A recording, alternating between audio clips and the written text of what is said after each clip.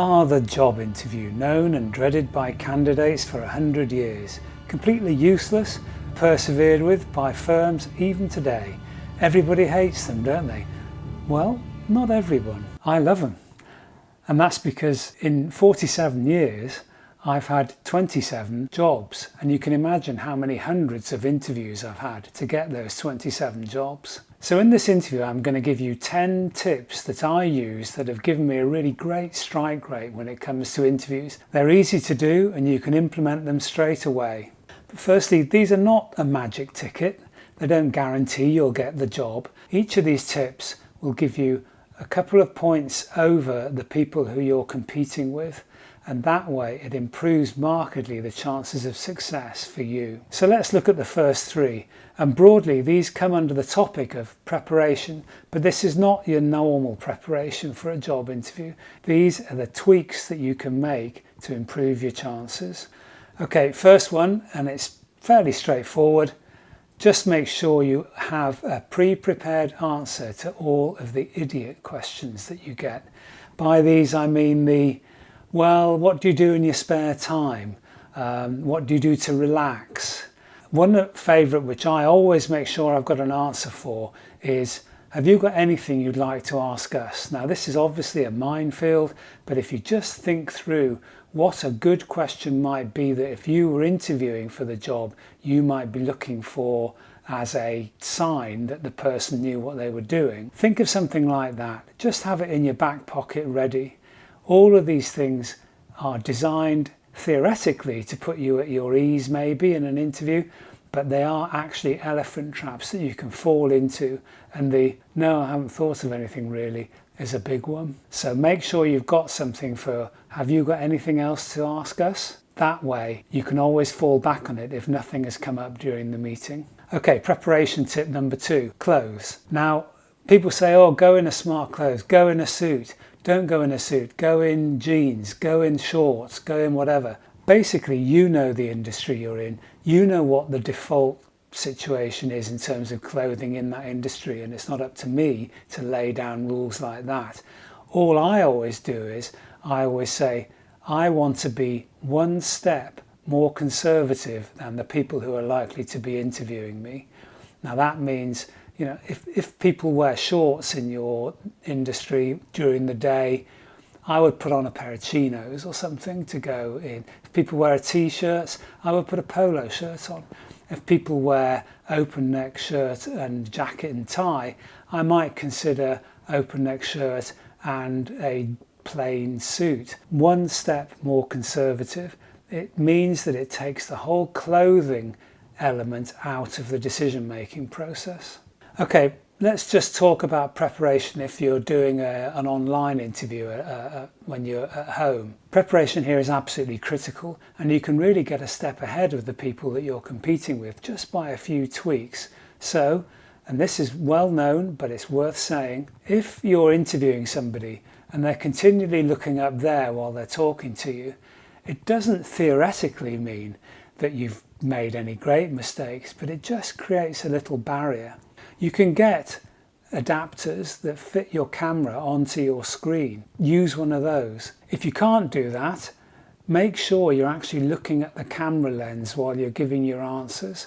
It's really hard, but it's really worthwhile doing. Okay, and let's talk about another one that can really trip you up, but it needn't, and it can actually be an asset. And I'm talking about what's behind you. If you're lucky, you can produce something like this, which is great, but if you're not, just have a plain background. I actually don't like the idea of producing an isolated background where you can't see anything behind you in real life. I feel like that sets up a little bit of a barrier and suggests, frankly, that you might have something to hide. And we're talking here about psychology, so a nice plain background, so if you're close enough to the lens as well, it throws the stuff behind you out of focus and stops it being a distraction. So let's just break off for a second, and I want to talk you through something which basically informs all of these small decisions. Every single one of these will not get you a job on its own, but taken together they can really tip the balance. So all of these follow an idea which basically comes under the heading of critical non-essentials. Now this means that although they are not in themselves critical, they can be critical when the margins of difference are tiny. And in interviews, these small things are the things that distinguish you from your competition. And although you can't see your competition, you know they're there. Why not give yourself the best opportunity to get past them with all of these small tips? Okay, let's move on now to, let's call it psychology. The psychology of job interviews is really hard for the interviewee, because if you are on edge, if you are nervous, it's natural that you're not going to be able to take into account all of these psychological issues. The reason why I know about them is that I've done so many now that I can take the time to pick up on things like this. So let's start with the first one, and that's, let's just call it body language. If you can see the bodies of the people who are interviewing you, they can give you some really good tips. For example, sitting back in your chair and with your arms folded. Now, everybody knows that's quite a defensive posture. In an interview, it can mean that what you're saying is perhaps not going down as well as you might think, or they disagree with you, but they're being too well-mannered to actually take issue with you. Just watch out for that and maybe think about what it can tell you in terms of your answers. The other thing about body language as well is, and again, you might have come across this, try and match the body language of the people that you're talking to. So if they're leaning forward like this, you lean forward. If they're sitting backwards a little bit, you sit backwards. If they've got a hand on the table, you have a hand on the table. All these sorts of things, they don't actually add up to much, and if you do it well, nobody perhaps notices, but subconsciously it suggests that you are on the same page, and it does work, I promise you. Here's another tip, and this is possibly the hardest one of all to do, and that's be pleasant. The psychology of this boils down to the fact that if you are stern, if you are being hard, it's quite hard for people to warm to you. And let's face it, if somebody warms to you in a job interview, that's got to be a good thing, hasn't it? So in terms of the way you can actually do this, I mean, literally just smiling can actually make all the difference. It changes the tone of your voice slightly. It makes you less intimidating, and yes, interviewers can be as intimidated as you are by a stern face and a stern demeanour. Okay, and now another group, and I call this interview technique. And this really boils down to the fact that we're dealing with human beings here, and reflecting on that and changing how you actually approach the interview during the interview can be a real game changer. So for example, if you're being interviewed by several people, and this can be either in the room or not, but especially in the room, if you're being interviewed by 7 people, try and make sure that you share your attention between the people who are interviewing. Don't forget, one of them could be the person that actually holds the yes/no decision. If you spend all your time talking to the person who's directly in front of you and ignore the people on either side of you, that can be actually something of a turn-off. So make sure that you address the other person from time to time. Make sure that you draw them in, and make sure that you include them in the conversation. So another thing to look out for, and this can be quite hard to do, but see if you can do it. While you're talking, if you're making a particular point, just see if you can just nod your head slightly while you're making it, for emphasis even.